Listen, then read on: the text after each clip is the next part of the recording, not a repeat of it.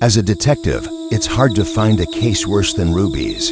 The cops showed up at her house around 8 p.m. They'd been called by the next-door neighbor. An old woman standing by the front yard waiting for the patrol car. She looked scared, her face stiff, pointing with a shaky hand at Ruby's front door. When the officers kicked the door open, they were hit by a rotten stench no one could quite describe or trace. One of them later told me that the lights and electronics in the house kept flickering on and off for no reason. They found Ruby in the living room, sitting on the floor, legs crossed. In her left hand, she was clutching an ice pick stained red, and on her lap, the bloody body of a child with a deep wound in the chest. That was Bruno, her 12-year-old son. Ruby didn't react when they arrived. Her eyes bulged, mouth half open. She was catatonic, completely gone. She stayed that way all the way to the station. We booked her without hearing a single word. I asked them to put her in an interview room so I could try to get something out of her. We sat across from each other for 30 minutes. I asked if she wanted anything, Coke, juice, water. No answer.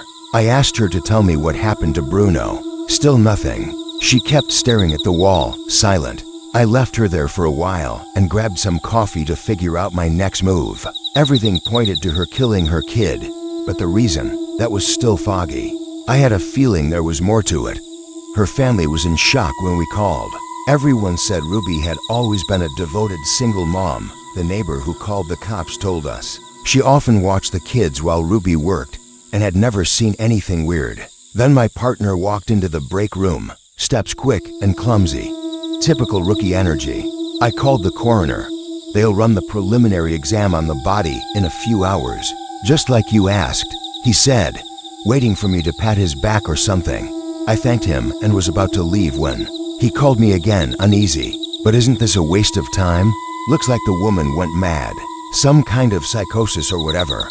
I told him that yeah, it looked that way, but I still wanted the preliminary report we needed to rule out any other cause of death. It was a small town, and we had to rely heavily on the one coroner we had. I went back to the interview room, pretty much ready to have her transferred to holding. Maybe a shrink could shed some light the next day. But to my surprise, Ruby had changed her posture. She was now leaning forward, shoulders pressed on the table, her nails dug into the metal surface, like she was anxious. I had to stop him before it happened, she said. First words I heard from her all night. What happened? I asked.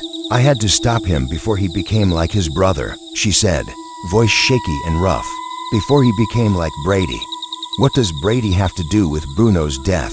I pressed, excited to finally get something. She didn't answer right away. She just lowered her head, like she was about to cry. You have to kill Brady too, she continued, or he'll come for his brother. Brady was the missing piece. Ruby's other son, the older one.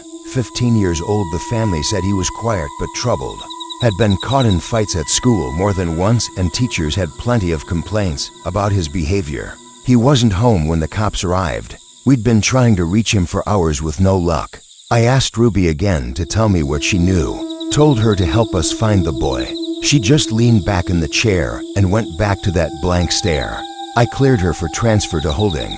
At that point, I was convinced she'd snapped. Part of me just didn't want to believe a mother could wake up one day and do that to her own son. I got in my car, feeling the drag of the night, and headed to the coroner's office. I had arranged to pick up the rookie after he got the preliminary report. I parked next to a beat-up Honda Accord, the only car there, and called the rookie's phone. No answer. Had he left without telling me? I got out and looked up at the windows of the old two-story building where the office was. One of the lights was still on, so someone was there.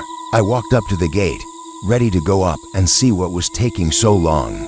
The lobby was empty, except for a woman standing still in front of the elevator panel, eyes fixed on the numbers. To my surprise, it was Ruby's neighbor, the same old woman who had called the cops earlier that night. What are you doing here? I asked, confused. He came to get his brother, she answered, eyes still on the panel. They need to be together.